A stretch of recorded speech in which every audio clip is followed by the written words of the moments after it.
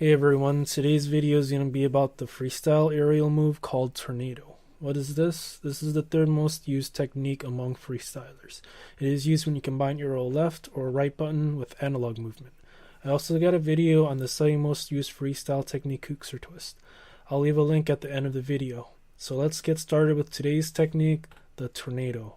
Okay, step one is to get your controls and bindings set correctly. You need either arrow left or arrow right binded somewhere on your controller or keyboard.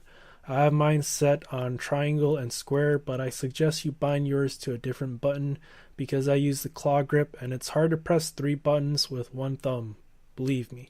After you get your controls and binding set, head over to free play for the next step. Start out by performing whatever jump you prefer using. There's the double jump, the regular jump, the thrust jump, the double thrust jump. Just do it back and forth for a bit. Now to step 3. We're going to be adding that bind that I just mentioned from step 1. Pick arrow left or arrow right. Here I'm using arrow left and adding it to my jump. Make sure you press and hold the arrow left or right after you take off for a jump. Do these for a few times. Don't worry, we're almost done here. Here's step 4. We're going to be doing some jumping again here, so please be patient. Jump up and start spinning without arrow. Do a complete 360 in either direction until you feel completely comfortable.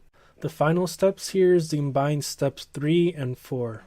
We're going to be doing that 360 spin while pressing and holding down arrow left or arrow right. When you do steps 3 and 4 together, you should be getting the spin that I have here.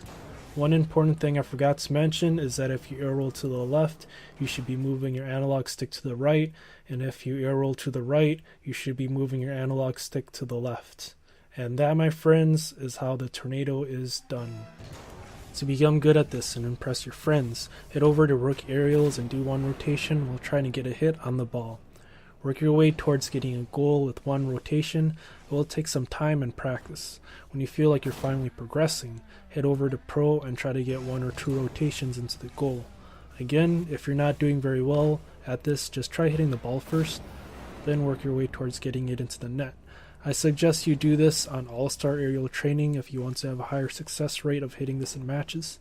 This is going to be a bit harder, but my number one tip is to get that twist in right away instead of waiting.